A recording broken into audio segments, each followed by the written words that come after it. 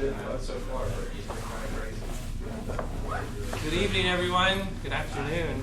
Feel free to help yourself to the pizza. We'll get settled. I know there's some folks on their way in traffic.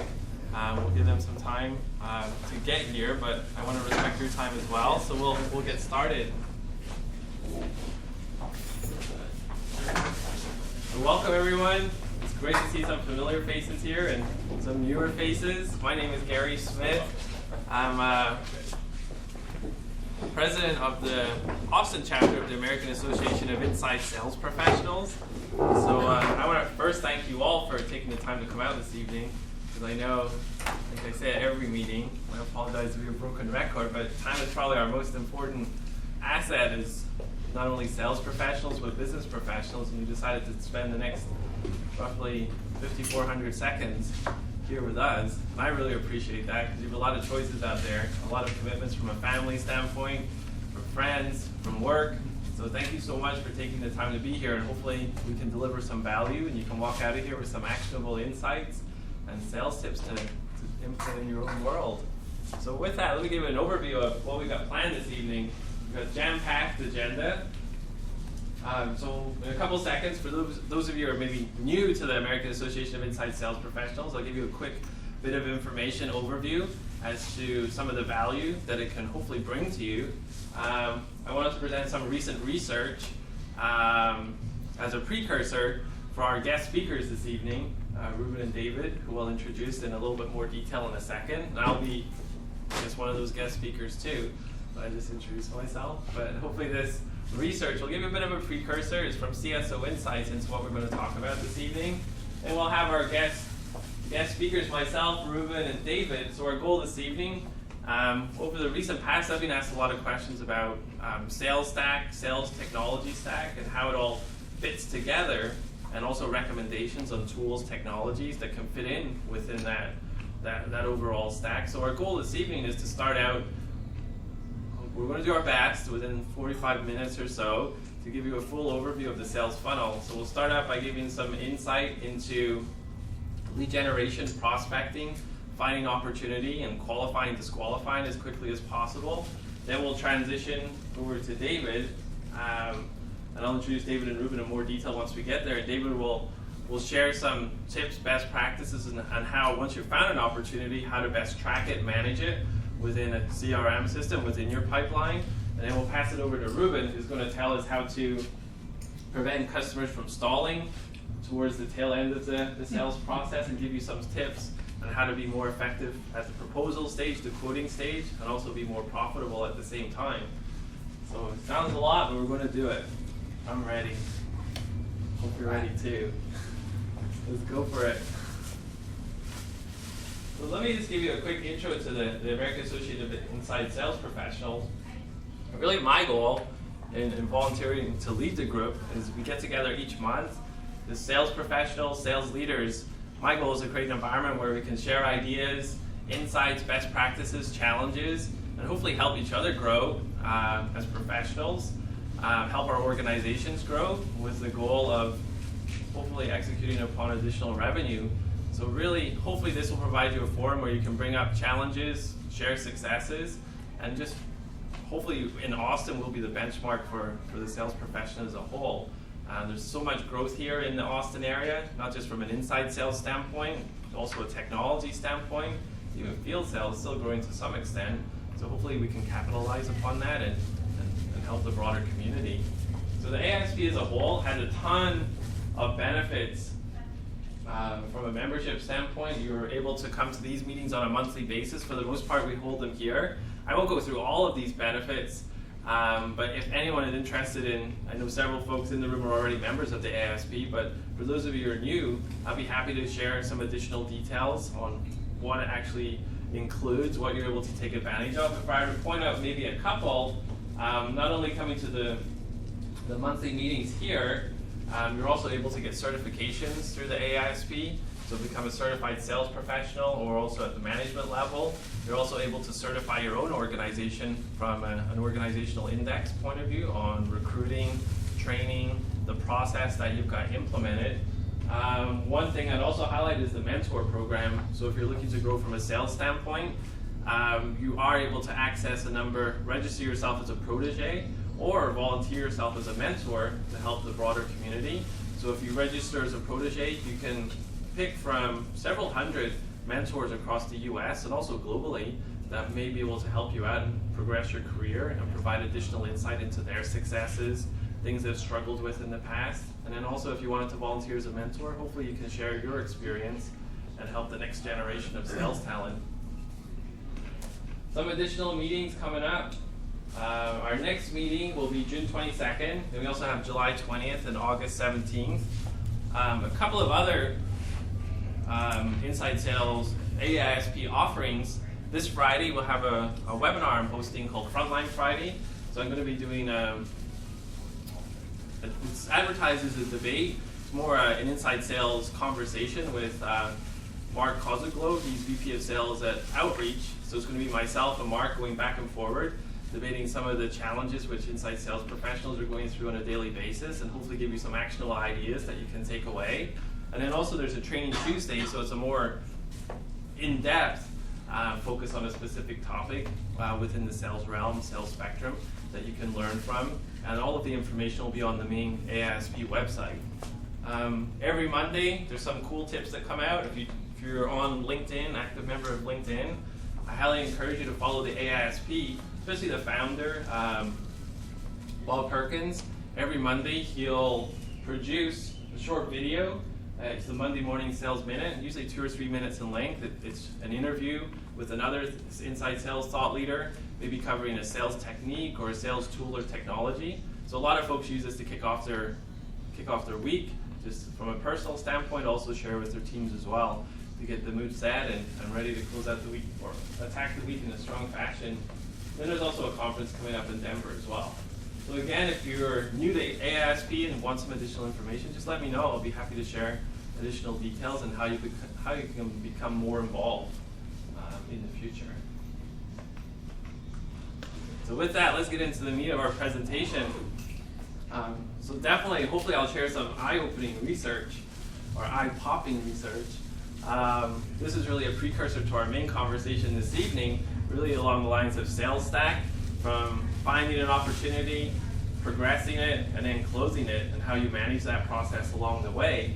So I'll share a couple of numbers I'd love to get your feedback on. First number is 54. So anyone want to hazard a guess maybe what the number 54 might allude to? Thinking more from a opportunity identification, sales process standpoint. I'll go a little bit deeper maybe from a forecast standpoint. So if you're in sales management and a rep forecasts a deal, any clues? Chance. This is very, very close. Very close. So it's actually 54% of deals that get forecasted by sales professionals, sales reps, actually slip.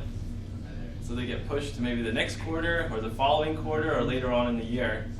That's pretty high. That's a high percentage. For some organizations, probably is very high. How about the next one, 52? So again, along the same kind of theme, like 52% forecasted deals. Never closed? That's right. That's right on. So 54% of forecasted deals actually slip, but 52% of forecasted deals never close. So all these deals you hear from sales reps, sales professionals, wow, we're all set, we've got commitment, they're on board, we're moving forward, end of this month, we're good. Yeah. How about that? Actually never close. That's high. So the next one, obviously 48%. So if 52% of deals don't close, 48% actually do close. And then the last one is 49. So this is a fun fact. So 48% of deals that are forecasted actually close. 49% is actually the win probability of the craps table in Vegas. So if you were to weigh that up, you're more likely to win in Vegas than to have a forecasted deal come in. We're pretty much the same. So for me, that's pretty compelling.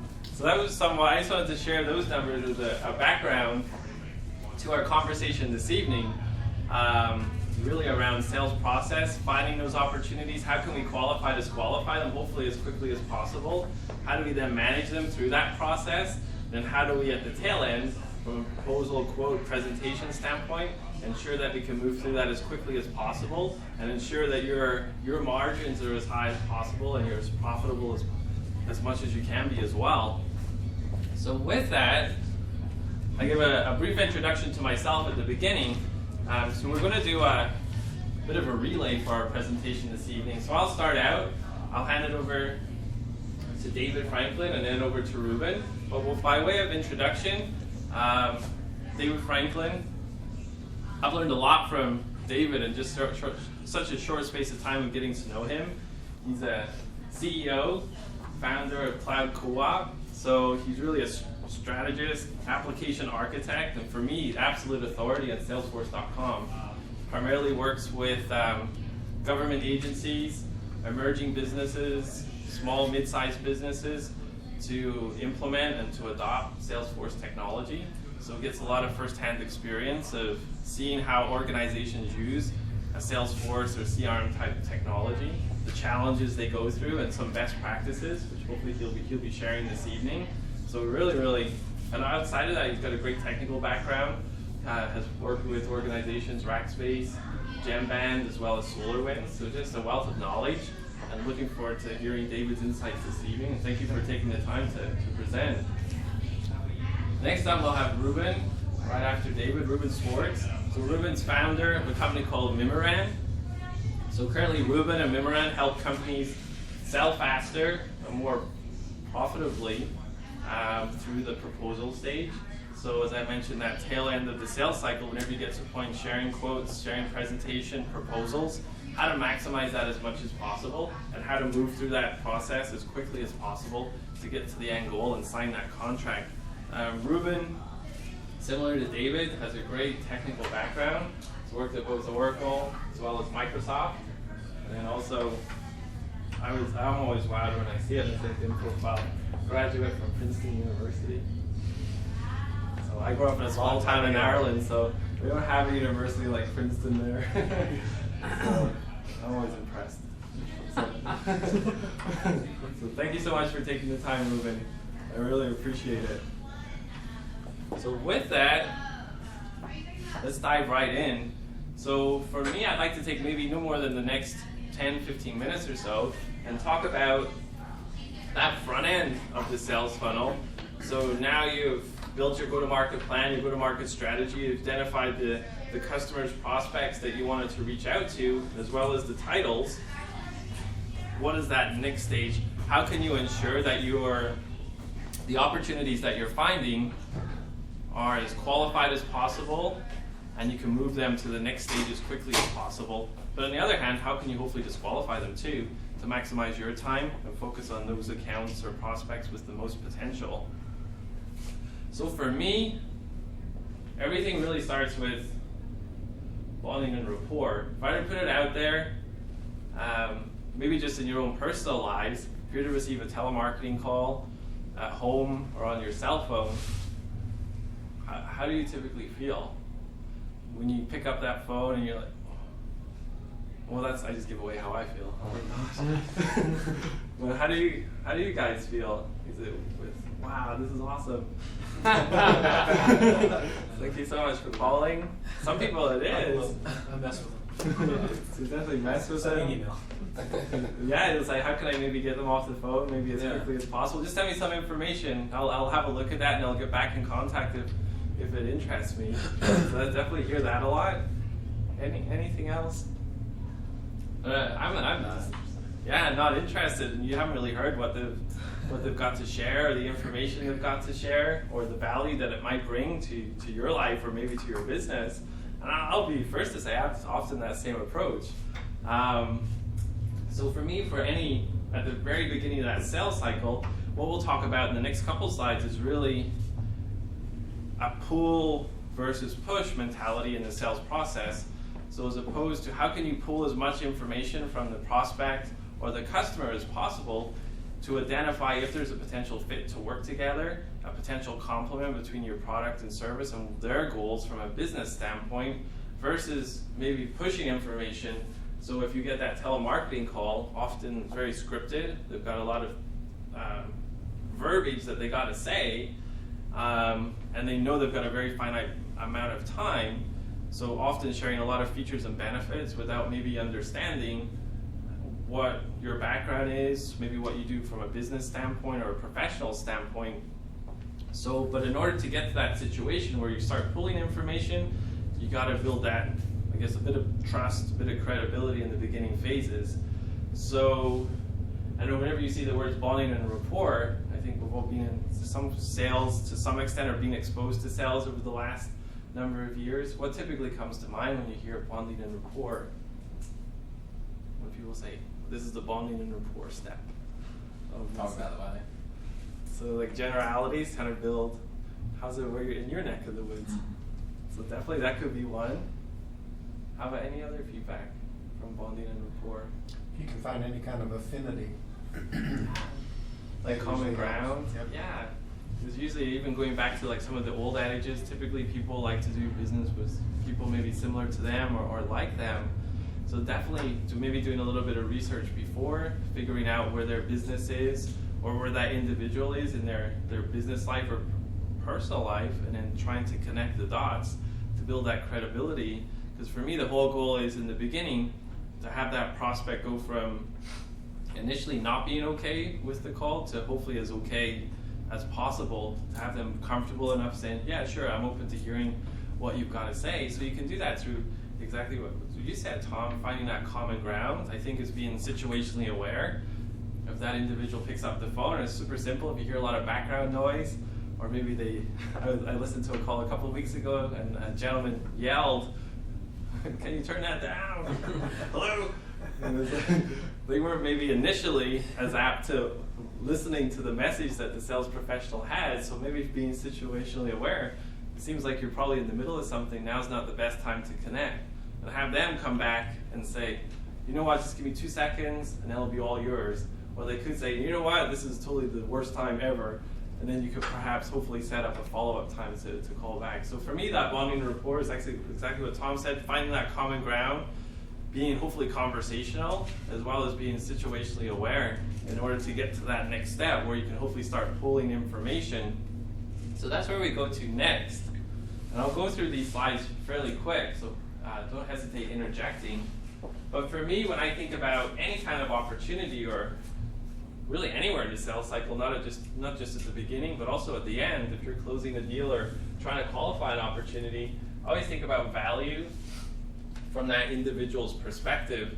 So if you're in a B2B sale, you're going to encounter many titles, many roles. It could be finance, it could be marketing, it could be IT, it could be sales, whoever that is. They all have goals, metrics that they're held accountable to, and different ways that they define business value for themselves as well as their organization. So for me, that's really the key in how most folks really make decisions. So I think it always starts out on the left-hand side. So if someone is maybe considering a purchase, they think about, so when I have this product or service, I'm going to be able to do this, which means that our organization or myself is going to benefit by X. And then we're going to measure improvements through X, Y, Z. So that could be, I don't know, maybe in a simple scenario, if it's maybe database technology, that's my background at Oracle, whenever we purchase this database license, what we're going to be able to do is we're going to be able to set up an environment to host our website, which means our organization will benefit by having a much more reliable website, minimizing downtime, being able to attract more customers across the globe, and we're going to measure improvements through increased number of orders, customer acquisition costs may go down, maintenance may go down as well because you've got a much more reliable database. So I find a lot of times you maybe go to the first couple of steps, so whenever you have a product or service, you're going to be able to do this, but where I see a lot of deals often stalling is this information is often lacking. So what happens if this organization or person buys this product or service? What is the true value to them? Because for me, a lot of purchases are made, not maybe all, but most are made emotionally, and then people typically justify, rationalize those intellectually. Even if it's from a consumer type purchase, there's a reason why I've got a Hyundai versus maybe a BMW. Although when I went out shopping for a car, I was wowed by the BMW. I really liked it. The exterior, the interior, the sound system was a lot better, it was a lot more roomier. I got very caught up emotionally. Then I asked the gentleman about the price. Then my intellectual side started kicking in. I was like, oh boy, I just started my own business. I don't know if that monthly payment, I can manage that right now. I don't know what my wife would say. Gosh, will she let me in the house if I go home? I'm not sure. Then I went and looked at a Hyundai and I was like, what do I really need? I need to just go drive 15 minutes to work each day. I need something reliable, a good warranty. Okay. The payment fits my need at the moment. So that's where I really encourage you, if you're thinking about any kind of opportunity, asking the question, and we'll share some questions in a second, but even like, what's the impact to you if you don't purchase this product or service? Like, what happens if you're focusing on a close for, say we're May 31st is the end of your quarter or the end of your month, and you're on track for that? It's almost going for a no and having the customer or prospect come back and tell you, these are the reasons why I want to purchase your product or service, versus hoping that you're still on track to get that yes. It could be as simple as like, Mr. and Mrs. Customer, I'm really excited to be working with you over the course of the next couple months. I know we're targeting a May 31st close date. I'm just curious, what happens if you're not able to hit this from a business standpoint, or maybe within your personal life? They could say, oh, we'll probably reevaluate it next quarter, or next month, or I'll have a look at this next year. If that's the response, you may need to do a little bit more digging to really figure out these areas, like how is their organization or how is their home life or their personal life going to benefit, and how they're going to measure that. Because if you have that information, if you do get any objections or stalls, it's going to be a little bit, not guaranteed, but a little easier to hopefully overcome those. Because if they're saying it's too expensive, and if you've done a good job of trying to quantify what an ROI is, or what this means to their organization, then it's a little easier to hopefully overcome that by presenting that business case. So I definitely encourage you to think about value from that customer standpoint, but also the role, because someone in marketing is going to be different than sales, to finance, to IT, and how they measure that value. And again, we kind of talked about it. How do you really qualify, disqualify, hopefully as quickly as possible? Talked about the last question, like what happens if you don't do anything? And it's a powerful question. It's really trying to go for no. And from a sales standpoint, a lot of folks, as sales professionals, get a lot of no's on a daily basis. You want to minimize that as much as possible. So to proactively go for a no, not a lot of folks will do that. They'd rather hear, yeah, we're working along. Just give us a call next week, check back, we should be good. Yeah, we're good. Gosh, Gary's on vacation? Oh, he didn't mention. Oh, yeah, we'll revisit that next quarter. But for me, the key is going back to the last slide. Is this project or initiative, has it been prioritized within that organization? Have they prioritized it and are ready to take action, ready and able to spend money to fix that problem? And have you gone past the surface layer problems and really tried to figure out what is the business or personal impact of this specific challenge, and how do they measure that, and what's going to happen if they fix it? So that was a short, deep dive into qualifying, disqualifying opportunities as quickly as possible. But I really encourage, go for the no just as much as a yes, to really figure out if you're on track and you're ready to move to that next step. And how you pull that information is just real simple. It's asking those open-ended questions. If a customer or a prospect says, I've got XYZ challenge, as opposed to maybe going, gosh, we can help you out with that, it's just taking a step back and saying, tell me a little bit more about that. Like, give me an example of that challenge and how it's happened in the past. What have you guys tried to do to fix it? Like, did that work? If so, what worked? Maybe what didn't work? How much is that costing you? What happens if you guys don't fix it? And are you guys willing and able to move forward and fix it at this point in time? So if you've asked those questions, you're not guaranteed to close, but hopefully it'll put you in a very good position to either figure out if this is a deal that has potential to close or perhaps not at this time. So with that, we've fully qualified our opportunity. Now we've got to start managing it. And I think David is going to share with that. Yeah. So thanks again for spending some time with us this evening. I'm David Franklin, based here in Austin, the founder of Cloud Co-op. It's a Salesforce consulting firm, marketing automation, systems integration between Salesforce and other endpoints. The slides you'll be seeing tonight are just more slides to talk about, but these are slides of Salesforce. It's a CRM system. How many of you today use a CRM system? Just about everybody. What systems do you guys use? We're Salesforce. Salesforce? Salesforce. Does it look like this? Yeah, it does. Is that lightning? Huh? Is that lightning? It's Lightning. Oh, So you guys are in Lightning? no. No, we tried it. That freaked me out. I hate this change. Change.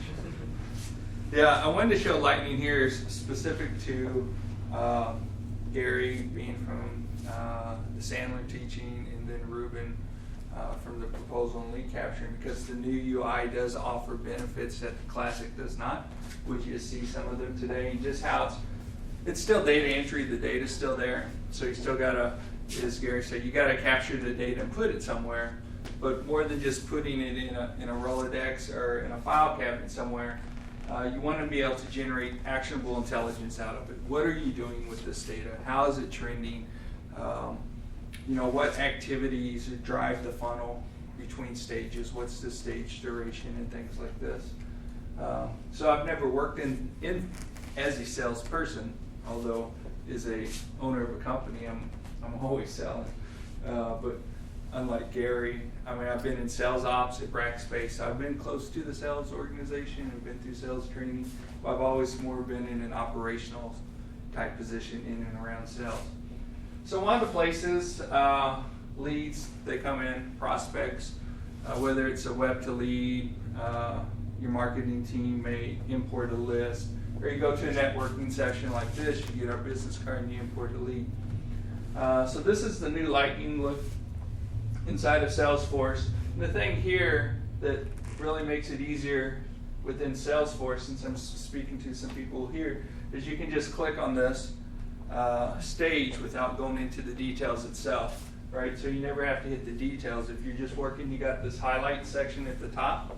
You got a highlight bar. So the key information to your rep is presented at the top. They're not looking down. They're not going into the details. Everything's right there. You can place up to 8 items in that section at the top. To move it through the stage or the statuses for a lead, you can just double click on the button. But also here too, when you click on the statuses or the stages, you can have sales coaching tips. Okay, I'm in this situation right now. I just moved to the next stage. I'm moving through the lead status. What did I do? I forgot. All right, so you can implement sales coaching tips along the way. Best practices, lessons learned, and stuff like this. So you have another window that pops up here that allows you to do that. Something here I wanted to annotate specific to this is login activities. It's very important to log activities with inside the system, whether it's an email or a phone call or an event. These are called activities in the system. What you see here now too is you have an activity timeline. So they're all journalized together based off creation date. And you can quickly and easily see inside of your CRM system now what activity has been completed on what task. And there's also roll-up summaries like activity count, because one of the things that at least this CRM system will not do is exclusion reports. So you can't say, show me how many opportunities or leads that does not have an activity against it. You could only say, show me the activities that do have an opportunity tied against it. So if you have a lead or an opportunity that's been sitting there and it could be going stale, the exclusion report you can run and reconcile and say, show me how many records have not had a recent activity in X number of days. So this is just a different design change of how they're displaying the information. Same thing on the opportunity. One thing very interesting here, if you're familiar with list views, which is very similar to a report, this is a different type of list view in Lightning now. So here, you can click right there. You see by stage where all your opportunities are. You can drag them, drop, and move them from one stage to another without even going into it. And here you can create your task or look at the task just by hovering over it. So from a velocity standpoint, the rep has more information available to them, and they can move quicker through their pipeline, and they can see information. Again, you just double click on the stage, and it will update the stage as well as moving it across left to right. David, Yes. sorry, a quick question. Whenever you're working with, I guess, your potential prospects or customers before having Salesforce, like, what's maybe most important to them? Or is it the actual like having a design sales stage, sales status, or is it being able to run more effective reporting? In a lot of my engagements, they're either coming from a Zoho, a Dynamics, another CRM system, or they're coming from Excel. And I've seen some, they're like, just one Excel file to import, and then you open up, and it's a workbook of 11. It's like, wow, this is really a lot of work here. And there's like merge cells and all this crazy stuff going on. One is transparency and collaboration, right? The business owners, the managers cannot see what reps are doing, or the reps save everything off to their own Outlook or to their own Excel file. They don't update information, so the company doesn't have enough information. So I think maybe what you were saying earlier is like on an opportunity, they may not want to commit, right, to the forecast. So they will sandbag or push it out, and in their own Excel sheet, they will have some real numbers to it. Right? But if you drive your activity with your teams and coaching and use the tool to reinforce their behavior, then they have to put the information in. And it's not one of those sayings you hear all the time. If it's not in Salesforce, it doesn't exist. But it's not just putting data in. You want good, actionable data to be put into a CRM system. But here's just a different look, from classic view to the new UI, opportunity management of how to get them through the funnel. There's different things like stage duration. Something else that's accessible now too is that from a list view, you can graph it. So you don't have to go over and create a report. The rep has that availability to graph and see a visualization of all their data right there from the list view where they're working from. So a normal rep will go through maybe they're starting a list that's it. Here's all my ops and proposal, here's negotiation, needs analysis, and they will just work that list every day. Same thing with leads. But now they can graphically see where things are at in their system. Your clients have switched to Lightning. Are they all happy with it? Are there any issues people have? No. I've had to take people back to Classic. Why do they? Even I have to go back to Classic because I use like a DocuSign certify. Yeah, the plugins don't all work. Yeah, all the plugins don't We have work the same yet. thing with Inside Sales. Yeah, for the CTI. Yeah. Mhm.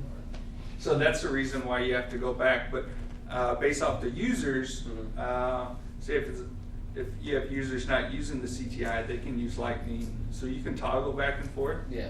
Eventually, everybody will catch up, but Lightning's only 6 months old, roughly. Another thing that you have available to you, you have user dashboards, manager dashboards. They're just reports. But you can tailor the information to where when I log in, I only see my information, you only see yours, so it's only one dashboard and one report. But it will adjust dynamically based off who's logging in. The new Salesforce UI is built off of a grid. So you can resize it and scale it, which is nice. So that's reports and dashboards. From a Salesforce standpoint, a lot of our customers, what we're really doing now, as Gary mentioned, we work on the federal side, state, local government, and on the ESP side, but we actually end up with a lot of customers right in the middle, some big customers in the middle for some reason. On the ESP side, we started doing what's called a lean startup and just really focusing on lead processing, lead conversion, and then opportunity stage pipeline forecasting. There's a lot of companies, regardless of size, they don't forecast, they don't use a forecast model or pipeline or anything like this.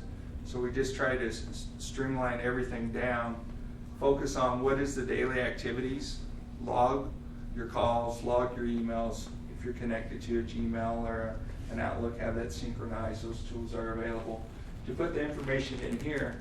Now Salesforce, probably like most CRMs, they don't provide natively historical analytics, right? You can do snapshots, you can bring in BI tools, but it's just a point in time reference today whenever you look at where stuff's at. So it's important to track information in here, your notes and information like this from these conversations. So over time you can trend how many activities on average does it take our sales team to go from this stage to this stage, and what's the duration in here, right? So we know to close a deal, if it takes 60 days, it's going to take 20 activities, whether it's a call or an email, right? So you can just start playing with those numbers, but unless you track that, unless you drive that behavior, you can't produce these types of metrics in the system.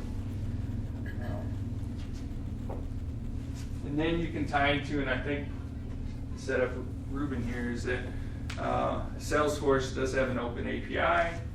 They have the App Exchange. I actually sit on the App Exchange advisory board. So there's plugins to Salesforce.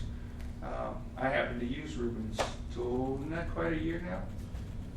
A year? Close, give or take. But it's helped me out in competitive situations with clients with Salesforce, and they see my proposal on his tool. Can't pay me to say that. I'll take it. I'll get a beer later. But it helps when you put systems together that are efficient and they're branded and they all flow together. And for me, it gives me great visibility. Now as a sales rep of owning the company, great visibility of what's going on, what are the touch points, opens, visibility, I have all that information coming into the system. Outside of, well, even using Salesforce, when I was at SolarWinds as a marketing analyst and I ran Salesforce and Eloqua, we did 45,000 leads a week through Eloqua into Salesforce. 45,000 leads. Out of 45,000 leads, there was about 23,000 were paid tools, and the rest were free tools, right? Just branding, just download free tools, waiting for them to convert. And every Monday, it was my job to export that one report, put it into Excel file, week after week, even on vacation. They don't tie in directly? What's that? Eloqua and Salesforce don't have a direct tie-in? They do, but it was a campaign member report. So we would take that information. They didn't have a BI tool, but there's very good BI tools out there as well. So just getting the information into Salesforce will provide a lot of dividends, so you don't have to do stuff like this. This was 08, 09 back then. But you can see, the look and feel is different, the dashboard. But what you really need to do from a Salesforce standpoint is have a dashboard that drives the user activity, whether it's how many, you can have sort of this RPM dial here on, instead of opportunities created, it could be how many tasks did I create, how many calls did I make, what's my daily goal, have daily, weekly, monthly, stuff like this from a user standpoint, what's my quota from a financial standpoint, what's my lead conversions, and just have them focus in on that area, then have that roll up to a manager view, then to a corporate view, or the manager view can be the corporate view. But you have all that available. Every field you can track and trace inside of Salesforce. You have to enable field history logging. If you guys are familiar with that, that's something you would want to do, else you won't see field value changes. And there's certain things that you stay away from, like notes on opportunity, next steps, or note fields. Those are hard to track and trace inside of Salesforce. But from this discussion, you need to put the information in Salesforce, right? And you need to drive that behavior to produce actionable information that you can coach on. That's me. All right. Thanks, David. Thanks for the nice plug too. Appreciate that.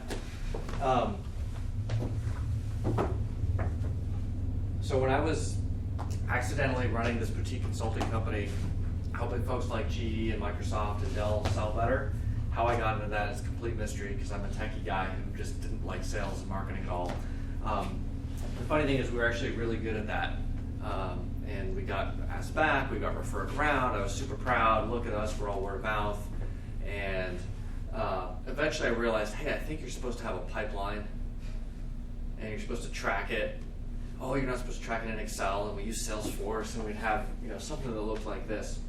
And one of the things I realized about CRM tools is that they're great at telling you where things are, which is really, really, really important, right? You can't function without knowing where things are, especially if you've got a big team of salespeople.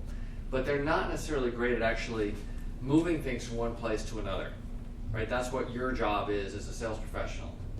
And I was really crappy at that, so I didn't want to do a lot of that. I wanted something that would move things for me, drop things into my funnel, and help me progress them. And so this is a simplified version of a pipeline. Works reasonably well for a lot of my customers who tend to be SMBs. Basically, there's a lead. You get a lead from a website or from whatever. You have to have a conversation with them to establish if there's an opportunity. If there is, you create a proposal, and then hopefully you close the proposal. And I thought, well, there's certain aspects of this where you really need a person involved, right? The computer can't have the conversation. The chatbot technology is not there yet, though it could probably improve on certain sales reps. Right? If you're going to get put out of business by a chatbot, you probably should take Gary's training class. And then servicing the customers, right? A lot of my customers are folks kind of like me that they were great at helping customers, but they weren't necessarily great at building the business to repeatedly, scalably help their customers. There's other parts of this that are actually fairly automatable. So starting with a typical B2B website, I know my website used to look like this, right? It's like just a whole bunch of crap that makes you feel really good and innovative, and you probably have half those buzzwords. Doesn't matter what you're selling, you just throw them up there. And then there's some form or some kind of contact us page, right? And I went through these phases. Like I remember our first website didn't even have a contact us page, because back then it was just you had a website just to show that you existed, and that was like better than 50% of the other companies. And then you actually had to have a contact us page. And one person actually called us through the contact us page because they did a Google search, and we were in 512 as well, and so that's the only deal we closed on the website, completely accidentally. But some folks have contact pages that look like this. It's like we have so many hot leads that we don't really want anymore. Right, and I was showing this as a joke, like look at these people who have a freaking CAPTCHA to even submit the form, and someone was like, oh, sorry, that's me. So I have a meeting with them later this week to see if we can fix their website. But it's like, do you really have so much stuff coming in that you want to dial it back, right? And if you do, it's a great problem to have, but there's probably more effective ways to do it than this, because you're probably going to turn off a lot of people who are actually interested, not just people who you want to get rid of. Especially when you can't read the CAPTCHA and you can't put in the whatever it thinks it's giving you. Yeah. Really irritating. I was like, forget it. Usually you just hit X and go to the next place. Right, and that's exactly what happens, right? People come and they leave. They come and they leave. And I know people who spend a ton of money on SEO, they spend a bunch of money on paid ads, and they drive people to a page like that, and they're like, well, gosh, our ROI isn't very good. Well, and I was one of those people, so I sympathize. But I mean, it's just silly. You're just throwing money away, right? And the other thing is, if you actually do get a lead, you have to follow up with them quickly, right? If you can follow up with them in the first 5 minutes, you get 60 times more conversations than if you wait a day. And I don't know if you guys have SLAs around how quickly leads have to be pursued. I mean, I noticed, I'm very attentive to this now, right? How quickly do I get that call back? And do I get a call back? Sometimes they don't bother to call, or they call and I'm like, I'm sorry, I don't remember, right? And we've all been on those outbound calls where the person's like, who are you with again? I filled out what? I requested what from your website? What do you do? Oh, yeah, right? And it's all because we're busy, and we know as buyers when we go to a website, and we want to solve a problem, if they can't solve it for us right away and we go to the next thing we're searching for and they can solve it, we never go back. Not unless we really have to. We don't want to have a competitive bidding situation any more than we want to be involved in a competitive selling situation. Who has the time for that? Right? What we want is something that looks a little bit more like this on the website, right? Just some things that are actually focused on the buyer, not on us, and a real clear call to action that lets you just pop up a little form. So instead of taking someone to a different page, instead of displaying a form to them, have it pop up right on their screen, so they have to physically close it or just fill it out. Psychologically, it just works better. And of course, if it doesn't work well on the mobile, please make it work well on mobile. Believe how many people have things that are like, they have to be 1,000 pixels wide or whatever. Yeah. I'm like, you just redid your website last year. Why is it still 1,000 pixels wide? So anyway, give people a landing page, make it easy for them to take action. Make it simple. Some little tricks you can do is like, if you have a person, we just human psychology, we follow their gaze. So if you have them look at where we want them to look, the visitor's more likely to look there. The simple 2-step opt-in form, and then don't ask for a ton of information. And you guys may or may not have control of this for your organization, but you can find out so much from someone's email address. You guys may not be able to read this in the back, but here we've got such a n@microsoft.com. And how many of you are familiar with Reportive? Reportive, awesome tool, right? It just sits in your Gmail, and when you enter in the email address, it pulls up information if it can find it from LinkedIn and Twitter. Does it have an Outlook plugin? I don't know. Good question. There's got to be some way you can do it with Outlook. I don't know what it is. Or you just have like a little separate Gmail window and you just type it in. I actually had a script I could run from the command line that would, Oh, really? but I'm kind of nerdy like that. So anyway, point being, the more stuff you ask for on the form, the less people will fill it out. So, there's things that ask for like your name, your title, your company, your social security number, all that stuff. You can get it, except for their social security number, from Reportive. So, like, why discourage conversion? And then, so let's suppose you have your conversation, you apply all of Gary's techniques, you try to get them to know, they're like, no, we really want to do this, you ask all the right questions, you sit down, you write a proposal. Someone has taken a lot of time out of their busy life to sit down with you, to meet with you, to try to solve a problem. And now they're going to take time to to actually read your proposal. And I don't know how to do this on Windows. There we go. Might need to, Do we have sound, Gary? you need to put the volume on. How do I do that? There you go. So this is what a typical proposal looks like, in my experience.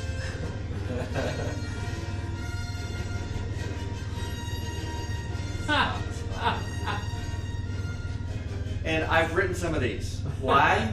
Because I didn't know how to write a proposal. There's no class you take that says, here's how you write a proposal. So you find one that you've used or that a colleague's used. I come from enterprise software world where people write these 50-page proposals that are all like this. So I thought I was good to trim it down to like 5 pages. And was wondering why, I thought I had a good deal. It's like forecast in my pipeline, in my spreadsheet or my CRM tool. I feel really good about it. I had a great conversation. And then I don't win the business. Why? Because I just sent him a big steaming pile of nonsense. So assuming you don't do that, the next big question is, who's the hero of the proposal? And most people, it's me, the sales rep, or maybe it's what I'm selling, or maybe it's my company. The technology, the tool, but really the hero is not us. We're the old dude, the helper, the doddering old man who's going to help you get there. You can't get there without him, but the hero is the customer. And so whenever you read through your proposal, if you realize, hey, I'm actually talking more about myself and how awesome I am, and there isn't really a story about the customer in here, it might be time to go back and revisit some of Gary's probing questions to make sure you understand that the proposal is a story about the customer's journey, not ours. We are there to help. And then, of course, it's good to have a villain in the proposal, right? As Gary mentioned, a lot of these purchases are made emotionally and then they're justified rationally. There is something driving people crazy that makes them want to take action. And there's a million things they could do that would have positive ROI. How do we make the decision about what it is that we actually do, where we actually invest and actually change? It's usually an emotional thing, right? How many people know that we should eat better and exercise more and blah, blah, blah, blah, right? We all know that. But boy, when you have that heart attack or you have the grandchild or whatever, suddenly it becomes enough of a priority that we're willing to put away the donuts and break out the salad mix or whatever it is, right? Same thing from a corporate perspective. So understanding this is a story, not a brochure. It stars the customer, we're in a supporting role, and there's some compelling villain who may not be a person, right? We don't necessarily want to say, it's John in accounting who totally screwed this whole thing up. But maybe there's a system in accounting which is causing us all to go crazy, right? The villain could be technology or a competitor or something like that, but there's something out there that is making everybody crazy. So then, typically when we create proposals, there's a bunch of Word or PowerPoint templates floating around the organization somewhere. There's some spreadsheets with some pricing information, and hopefully we have the latest and greatest, but maybe not. And then we try to grab the one that we like, and except for that one paragraph that was really better, and that other one that we have to pull in, and hopefully we remember to find and replace the name when we pull that paragraph in. I've made that mistake before, and I felt really bad. And what's funny now is I get asked to help folks load up their stuff into my system, so I always say, well, send me an example of a great proposal, the one you want everything to look like, and we'll make that your template. And so they have no problem saying, well, this is one we just won, we're really proud of it, et cetera, et cetera. About 40% of them have at least one paragraph with a totally different customer. So one of the things that I wanted to do is say, I want to be able to automatically populate customer names in my proposals, right? It might be in there 20 or 30 times. I only want to write it once, and if I change it or for whatever reason, I don't want to have to go find and replace. That's something the computer's good at, right? When it comes to dropping the pricing information in, that's something the computer's good at. I don't want to be manually doing it. Keeping track of what day is it, I want the computer doing that, and so on and so forth. Being able to reuse content. I want the computer to have the content in one place, and I can go grab it and put it in. And really the thing that I like is when this gets sent to somebody, I know if and when they're reading it. So that I never have to call up and say, hey, just wondering if you read the proposal. Do you have any questions? And that was something that you guys are sales professionals, so you know how to handle this properly. For me, I was always like, okay, it's the fourth call. I've got 3 voicemails. I'm not sure if I'm going to increase or decrease my chances by picking up the phone. And I always sort of make myself do it, because I'm like, well, salespeople are supposed to call, but it's so helpful if you can call when they're actually reading your stuff. Sometimes you can even iron it out while you're on the phone and make some small changes, get it done, get it signed, not have to go through another iteration. And anything that slows it down is going to cause a big problem. So for me, going back to that funnel diagram, being able to get people into the funnel easily by giving them a clear call to action and a lead magnet with content, which again, I'm going to know if and when they're reading, because sometimes you can make contact with them right away. I have a customer who, thanks to Reportive, I was like, oh, star this guy. I'm going to call him a whole bunch, which for me meant like 4 times. And I couldn't get him on the phone. I sent emails, got nothing. 2 months later, he pops up in my notifications as he's reading the lead magnet again. Call him up. He's like, oh, I'm so glad you called. We were interested in this. Then we had all these fires, blah, blah, blah, blah. Now he's a customer, right? Wouldn't have happened if I had just been guessing about what to do. And then the other nice thing from a tracking perspective is you can hook this up with Salesforce, and instead of having the rep manually enter, a lot of this stuff can just get automatically synchronized. Again, let's have the computer do stuff that the computer's good at, leave the reps to do the stuff they're good at, and then a nice thing for the rep, and especially for the sales manager, is you can kind of see across your deals, well, what's actually happening, right? If you have to ask Salesforce what's going on with my proposals, there's no good way to know. Most people are looking through their emails, trying to figure out in the email chain, where are we at for these, however many outstanding proposals we have versus here are all the drafts I have that haven't sent out.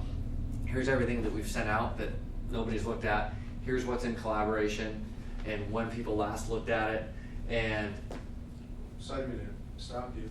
Please. So this is an extension for Salesforce, is that what you're saying? well, it's a separate app, but you can hook it to Salesforce. It's called Miriam? Mimirin, yeah. Mimirin, okay. I was just curious about that. Thank you.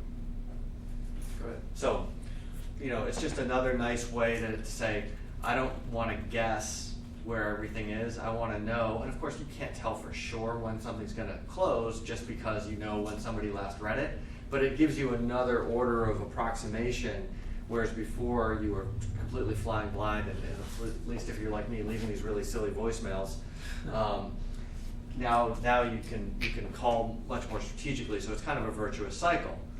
I don't have to leave the dumb voicemails that are just like throwing darts blindfolded, and I can prioritize my calling based on either trying to close proposals that are outstanding or following up with leads that are coming in the front door.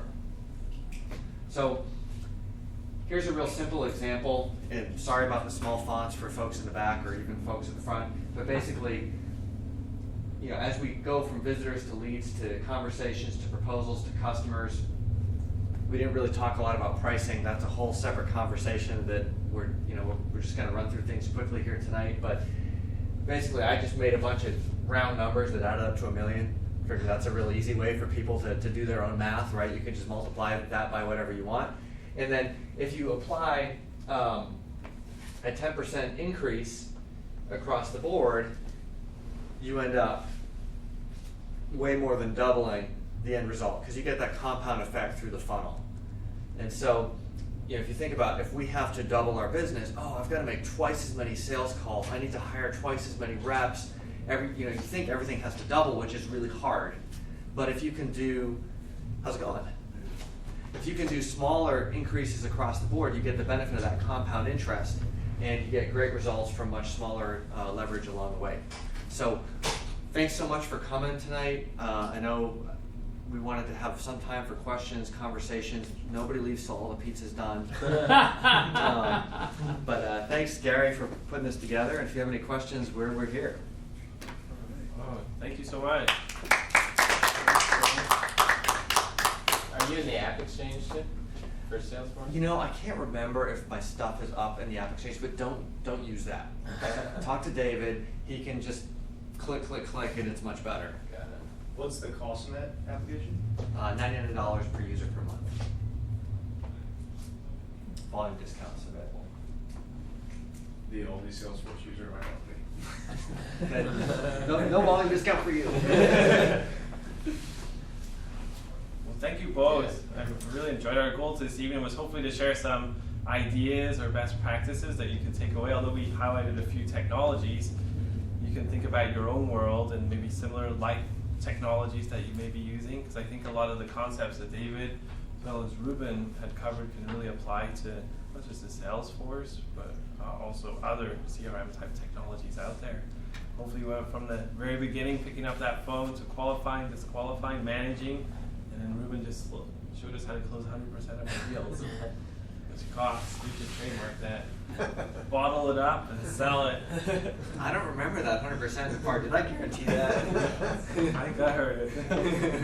But I really want to say thank you to all of you for coming out. And as Ruben said, there's lots of pizza left, so please finish it off before you go. But again, we've got 20 or so minutes left, so feel free to. I got a question. Yes, sir. This has been my so I'm probably like most of you. I don't know. Maybe I'm one of the lucky ones, but I am looking for work often. I don't know how many times, and every time I do this, right? And CRM became a big thing back in the 80s, and I first started looking for work after the Navy in the 80s, and I thought, well, I could spend. Salesforce didn't even exist back. I don't even know what it was then, but spend this money and get contacts, but then I don't know. Then I spend all this money, I got a contact list, and then I get a job. And so then I hopefully won't have to use it again until I'm out looking for work again. But I can see the benefit of having a contact management system. And the question is, okay, so I got all these contacts. I've got to put them in a spreadsheet because that's all I have. And I don't know what to do with them because I try to call them and they don't answer the phone, and then I go to the next one and they don't answer the phone, and that keeps going. That's just the way your life goes, right? Yeah, it is. I don't know. What do you guys thoughts? Like anyone out there, like ideas? Like David, what have you seen? Yeah, Like, so, two things for you. I'm a Navy guy, so Okay. I'll help you. Mhm. Salesforce has, there's two things. One's good for, everybody can use it. Developerforce.com. You can get a free edition of Salesforce. It's equivalent to Enterprise Edition. You can use that, start putting in your data, start testing out how to do a lead conversion, start playing around. That's yours. So anybody in here can get a developer account. It's yours forever, right? And then tie the developer account into what's called Trailhead. If you guys are familiar with Trailhead, then you can do online self-paced study. They have videos, tutorials. It will go into your developer environment to verify what you did. So it's a great training tool. Right. We just migrated somebody off of a DE org. They were running their business on a free development org, and they just hit a capacity issue, so they had to buy a Salesforce org. We Well, just hopefully they were transferred them making over. money, so they could afford it. What's that? They were making money, so they could afford Yeah. it. How many users can you get on a developer? What? Just one? Two. Two. Yeah. Good. But you can do it for a while, right? I think Yeah. probably up to 2,000 leads is what the capacity is. You can always archive stuff, right? But at least for 6 months or something, you can churn, get through that process and start to see how the CRM works. They have a new edition of Salesforce called Salesforce IQ, which is really embedded into Outlook and Gmail. It was through an acquisition, so it's not a pure what they call professional or enterprise edition CRM, and the migration is tough. Mhm. But that one's like $25. But if I was going to do that, I would probably, if you're looking at leads and opportunities, there's a third option or fourth option called Platform Edition. You get accounts, contacts, and custom objects. It's really the Enterprise Edition, what they call Enterprise Edition without leads and contacts and campaigns and cases. A lot of people skip leads and they do a lead, auto-convert it, and go directly into the contact, so they can bypass the lead object altogether, because the lead object is actually a separate database table from everything else in the system. What are your thoughts on that? Like, 'cause I've been in companies where they just have accounts and contacts and not have leads at all. And then some say it's bad to do.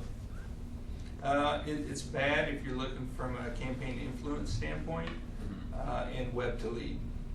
You want to do the conversion. It's bad because if you don't do a lead, you're actually creating more work for the user, because now they have to create an account and a contact and the opportunity. Where if you just create the lead and convert it, all three of those things are done for you. So that's the bad. The good thing is that the database isn't segmented, and you can run a call down list or a report, and everything's there, and you just have a pick list on the contact. If it's a prospect, If it's you can't run a report with joints, leads, and contacts. only through a campaign. You can do it through a campaign. That's the only that's the only standard object that would allow you to do that. Not to turn this into a Salesforce Q&A, but the campaigns, I noticed that when you convert a lead, it like detaches from the campaign, or it's still there, like it's still searchable, but it doesn't come up specifically. I use Lightning the most unless I have to go to like set up and really manipulate something. And I've not seen the campaign on my accounts, if that makes sense.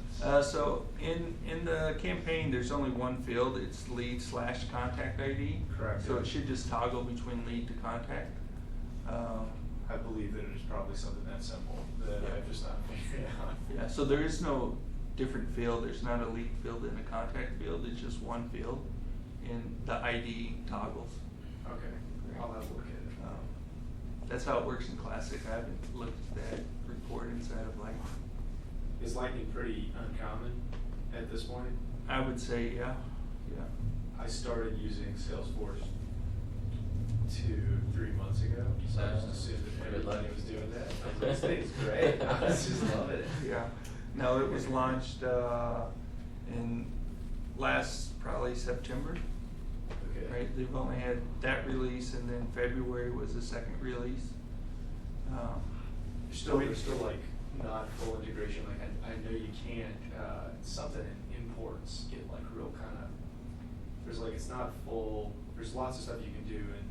Yeah, there's a lot of basic Salesforce, native Salesforce technology that's not even Lightning ready yet, that will just sort of kill your whole excitement around Lightning. That's what happened. Yeah. Do you have good recommendations for just like extensions that are low cost or free? Free? Stuff Yeah. that you use Yeah, that we use is a lot of free helpful? tools. Field Trip, if you guys know Field Trip. What's that do? Huh? What does that do? It does a field analysis of all the fields per object to let you know field utilization. Mhm. Because over time, you're just going to have wasted fields out there, Yeah. especially in big organizations. 90%. There's a dupe checker. There's lots of dupe checkers, but Salesforce Labs has a dupe checker that will do batch jobs. They have the free tools, very good, just to start with, just to analyze how many dupes you have. Insight Squared is a native BI tool. They have 5 free tools from campaign influence, lead conversion, sales grader, opportunity grader. There's 5 free tools right there that are very good. Hotkeys, Control T, open up a task. You know, it's not hard to open a task, but some people want the hotkey. Basate has a mass update, mass edit. So on the list view, you can update, do a mass update, mass edit without import or exports. What's that? How do you spell that again? Sorry. Just search on mass update. Mass update. It's BASATI. There's a company here in town called Cloud Co-op. They have a few out on that. One is a classic view only, but it hasn't been converted yet. One is a list view converter. It will convert the list view into a report. Click a button, you got a report. Even the Lightning doesn't do that yet, so we're trying to catch up to that. That's free. And historical notes. It will capture and journalize your notes, because usually in notes field, especially for sales reps, and I learned this at SolarWinds, they'd put DSF, 516, left message with Ruben. Yeah. DSF, 2 o'clock, left the second message with Ruben. Ruben will not answer his phone, right? And you just got this big journal entry, and you can't report off of that. And it really, based off who's taking notes, it could really blow up your report. So we corrected that behavior. So every note, any text field, becomes its own individual journal entry, and it just wipes out, puts it into history. So you only have the very last note entry there. There's nothing that would do, like my dream app for that is something that will listen to a phone call, and you know how they have like voicemail transcribers? If I could get like something that would just transcribe a phone call and drop it into a logger call. Well, it's Boris, it's Salsa Moby. He has a tool called Isabel. It was really designed for, he's here in Austin, they do transcription services. Voice or fax something in, and they will transcribe it and import it into Salesforce. There's another company here in town, I can't think who they are right now, but if a call comes in and I reject it, it's going to capture the voicemail and route it in as a activity in a voicemail pending to be heard. So yeah, there's some stuff out there. What are your thoughts on, I think I'm guilty of this too, but like I love all these different tools and sales tools, and like you get so many of them, and you're always looking, you're like, whenever I have a problem, like, is there a tool for that? And you just end up wasting a lot of time, frankly, when if you just do it the old-fashioned way, you'll get it done.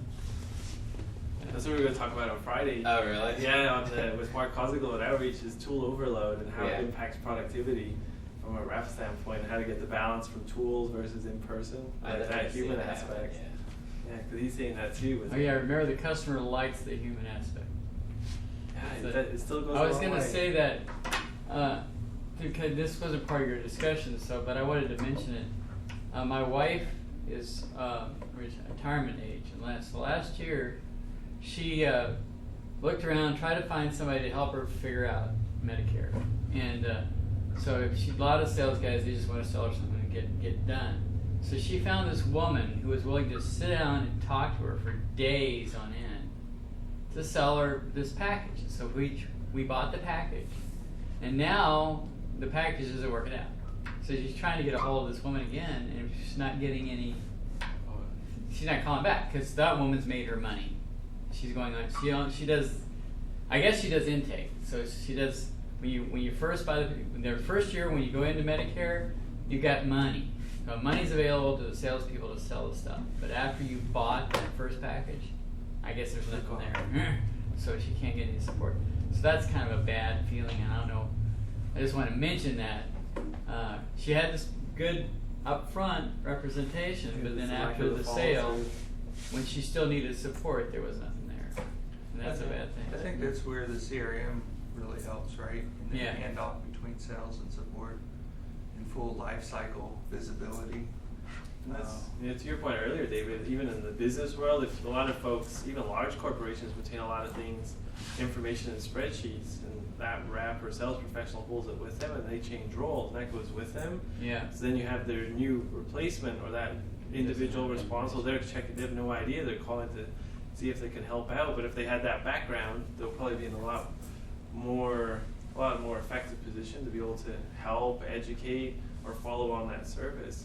But even to your point, I see a lot of transactions. A lot of people are very quarter intensive. Yes. And like my last organization, like I at Oracle, was very quarterly driven. So you would push, close as much as you can, and then day one of that next quarter comes, you're like, okay. Then you're like, what's next? What are you closing this quarter? And you're like, oh, I don't know. Let me go find it. And then you're so forward thinking, and then you forget about the deals that you maybe closed the last quarter or 6 months ago. So there's often a lost opportunity where you could reconnect and follow up to see how, Right. to your point, things are going, how implementation is going. Are you getting the value that you originally thought out of it? Is that true or coming to fruition? So I agree. To some extent, there's a lot of lost opportunity because people close and then they move on without closing that loop back up. Plus, well, and then there's because if we still had that woman serving our needs, we'd be buying more insurance from her. She'd be making more money from us if she had supported my wife through the problems of the new service. So that's a problem, you know. So she's lost out, Yeah. and then my wife is looking for somebody else to buy insurance from us, and that's a bad thing for the original sales agent. Just to say. Well, I agree that CRM is probably huge value there, just capturing all those informations. I mean, I get tired of going into my CRM because I'm in so many CRMs.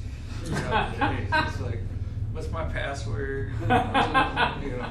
But I can't say because I do use Ruben's tool, and when I get an email and it shows me somebody's looking at my proposal, and then they're going through the pages, and then there's a pause, and then they go through. That's pretty exciting to see. Outside of before, I would just send in an email. I could see if they've opened the email. So do you call them at that time? I don't, but I haven't learned to be a efficient sales guy. I mean, yeah, I may email them. I'm not that extroverted in that sense. I haven't starved long enough to. Well, thank you, everyone. Some of those things you were sharing, David, that's powerful. Like those apps that are available for free. That's really cool. A lot of functionality. Yeah, if you're familiar with data.com, there's another one. Used to be in this building. They're right across. Well, I think they moved, but inside View. Yeah. That's a good one. They have a free version. That's an excellent free version tool as well. Very cool. Well, thank you, everyone. Like it's great to see lots of familiar faces and new faces. Thank you so much for taking the time to come out. It's very educational. Yeah, thank you. And feel free to hang out until you're available. Munch in the pizza. Grab as much water as you would like. And I'm sure David, Ruben, myself, or fellow attendees will be open for questions and networking. But sincerely, thank you, and wish you a safe onward journey home. Thanks, guys. Thank you. Thank you. Thank you for your time.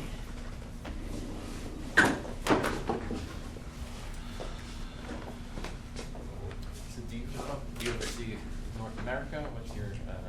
Yeah, just US. Appreciate it. Have a nice trip. Wow, so much With the information. Canadian. Thank you, Tom. with Thank you, the dollar sir. Nice change to meet and you. Nice to meet you. It's not Thank you for like coming out.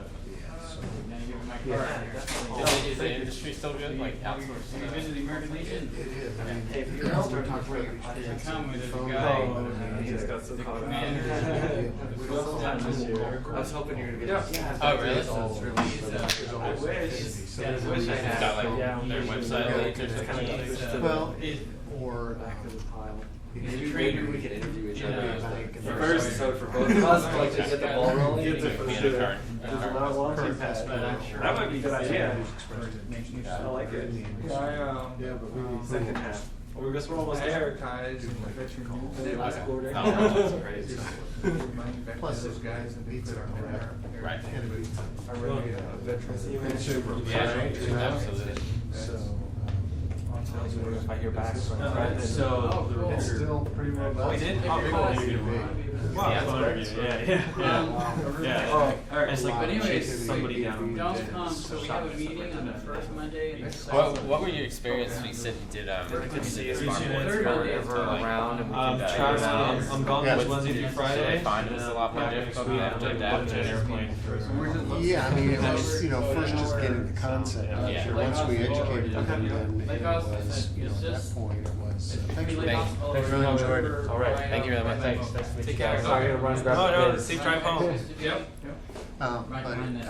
I'll be working Oh, on that there's next week. Once we Oh, could really? get one out there. Yeah. Yeah. You could, Okay. even Yeah, if it's just one So school. there's a once little that caught on. The others, yeah. truck. You're You know, gonna that's- like- Well, what is Yeah. he? Sure, Yeah, yeah, White yeah, collar, white that'd be, collar. once you got one in one Yeah. district, Oh, they got back. anything like Yeah, that yeah, just yeah, really yeah, took yeah. off from there. So Yeah. it's- So if you And come. what about you? Are you, Third, you're on a third something new Monday? deal? Third every Monday. So one yeah. per, Alright. per university? Yeah, just per university, if they have, if there's a district or Yeah. sometimes statewide, you can get in there. Obviously, it takes Yeah, awesome. longer, Yeah. but, If anything else comes up, So you we'll want go another man? Yeah. but it's a lot of just single schools. But yeah, they're very much okay. Well, yeah. How many Oh, okay, customers do you have in this I'm not leaving off. county that are Nothing. exactly the size? Yeah. Eventually, I will. so. You just And have- we're a little young, so it makes it. And so you have a territory? Pretty much easy. It's me and one other rep. So Oh, okay, we're cool. Yeah. Did a fireside chat with them. Yeah. The veterans. And it's all public or private or does it matter? We do everything. We actually we're yeah. pretty strong in the I actually just talked to profit him. He side. called me. And we're They would call me all too really much. now He we're called trying me to on my expand cell phone from private and Salt Lake, for-profit and Oklahoma. non-profit. Darren, he's not doing it for you. So they're all Let's over. go do it. It's different when you're He knows. He knows. He knows. He knows. He knows. Ring guy. Have you ever attended APSC? Yeah, so go and come Oh, on. yes, coming up. Yeah. What's your connection to it? Yeah. Well, we have quite a bit of business in the Really? for-profit. Oh, so I heard, Yeah. No, we control the fire. We don't The stop Art the fire. Institute. Yeah. and We those make guys. fire. That's what Yeah. fire. Yeah, A lot of those we Good. talked about, Good. The gun directors following up on the and meetings. the Good. Yeah, we'll We've see. actually got, Fantastic. But yeah. some of the schools, That sounds cool. if somebody submits an inquiry, Lying about activity. And actually, it'll hit our dialer. Really? We I know, call have it it, automated? we call Yeah, it it was within intense. minutes. Yeah. We found they're just What's that? so, Oh yeah. they're such an elusive audience, Yeah. you know, with Pretty the. But that's you have to. I mean, and even our system, we do the enrollment financially, and it's all just to guide you as quickly as possible. Where it's like walking It makes car it after comfortable. looking on my shoulder. It's fun, and then, Sure than that. and then you're on. Yeah. Are you gonna be It's this funny year? 'cause I'm not gonna make it I this year. Yes, any of your guys last out Tuesday. there? I Last think so. Sunday office. It's got a little smaller. How many years have you gone? You're like, It's- whoa. Yeah. Probably- Yeah, so we're like, oh, so welcome back. Last time. Okay. Yeah. Pretty rare. This is my first year basically. in That's the good thing industry, about inside but, sales, I know though. it's gotten a lot smaller. Yeah. These days. Yeah. The Yeah. regulations, Yeah. they've been So- suffering a lot. Yeah. It's like you can have And where conversations. is it? It's in Orlando. You never talk about person. Validation. Oh, yeah, that's gonna be good for you. Yeah, Yeah. right, That'd be great. right. Yeah, Yep. we'll get I was some guilty of that back in the day. Yeah. Like, Most so the of conference us call goes are- back. They're good. They're Software. the for-profit Software. interviews. They It's get a like 2 hour business. talk time every day. That's exactly. Yeah. That's right. Move around. Hey, do you have a car? Yeah. All right, man. Good to see you. Vent for us. Good seeing you. Pack up. It's good to see you. Yeah, for Yeah, sure. everybody- I'll let you know. Yeah, let me know how it goes. Yeah, definitely. I'll shoot you a text. I'm a little. Yeah, So, however, tomorrow night. Because those folks are flying. It's great. Well, I was asking you, You're one VP of sales tomorrow. Okay. The rest Yeah. are another VP of I sales. was That's a right. project instructor for a gamification company. So we Okay. actually would, You might be flying forget if I ever spoke. Okay, so Brandon's the guy we had now? a ton of calls. Yeah. Okay. Which So ship? he And so runs what out they, your what team. they you know, call all over. call All over. Okay. Yeah. He runs all. Oh no, we Yeah. were selling to them, Couple so like a places. sales Have you contest. really- It's like a Oh, Salesforce that's plugin good. to Oh, I run, see. you know. So yeah, I'm not That's sure if cool. he worked. Yeah. I know Dave. Him, Dave what is was that the company? sales manager. He's flying in some of the Uh-huh. reps. There's a bunch of them out there. Yeah. But especially the call center, Yeah. they're just there all day. Yeah, that beats us. Cool. I'll keep them going.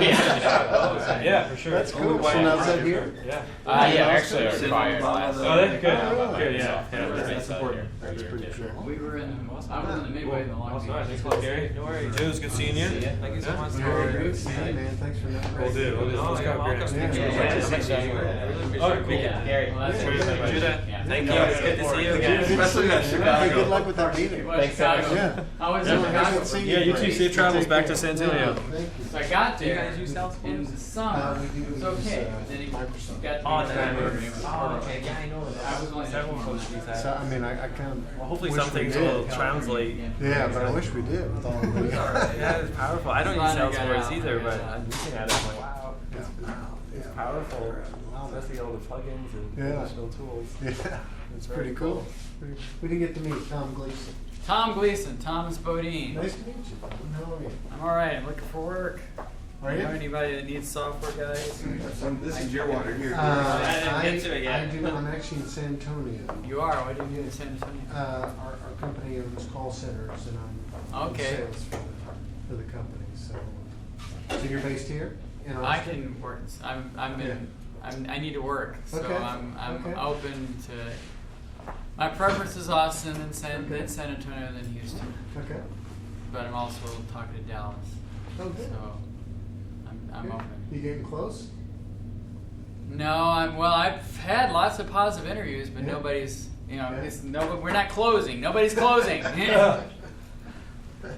Well, that's great. Yeah. That's great for. So what kind of call centers you have, man? B2B, B2C. We're in about 20 different markets. And so we've got, we're doing work for financial services and education, a lot of healthcare. What's your CTI? When I got out of the Navy, I started work for Predictive Dialogue. Did you? So, Which one? Daybox. Oh, okay. That's where I got my application engineer, household credit services, Bank of America. Yeah. Credit card, fraud, all that stuff. Yeah. So, interactive intelligence, familiar with I3? Interactive intelligence is based in Indy. They're about 5 years old. Okay. We kind of jumped on them immediately. So that's our CTI. And, we actually still build our own dialers. Wow. So, a lot of homegrown stuff done internally and customized. Is it like zip, IP, and Plano telephone, probably? I'm doing a 5.9 CTI and an inside sales CTI. Those are all like to the Salesforce. Salesforce is becoming a push on the customer support side of things, so CTI is more important now. Interesting. So there's a lot of service cloud, service console, CPI, live agent, knowledge base, Oracle. Oh, you got a cool back. And, done a lot of stuff. Yeah. So when did you start at Cloud Co-op? Last year, actually. I was fortunate, I had back-to-back IPOs. Solar rooms and Rackspace, both Rackspace first. Were you in San Antonio or Austin? With Rackspace? Oh, yeah, but I commuted to San Antonio to Data Point and then what they call the castle. Yeah. So we were just the first group in the castle.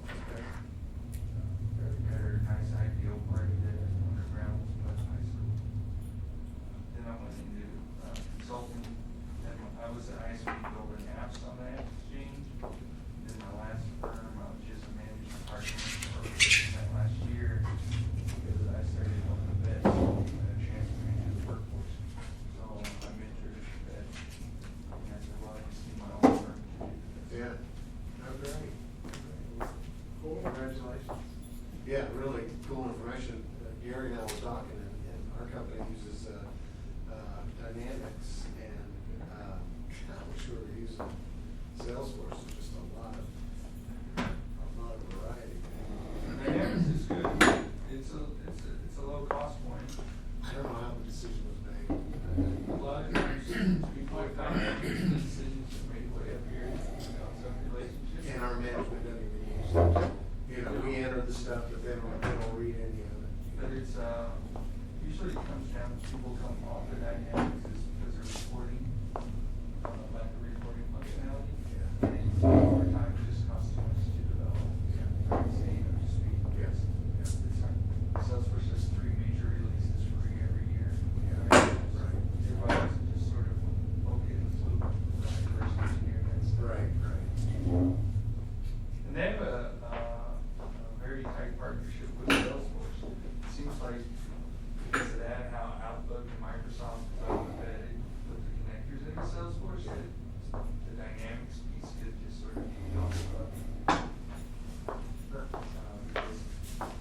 You said they have a connection with Salesforce? Salesforce and Microsoft have they had a joint acquisition of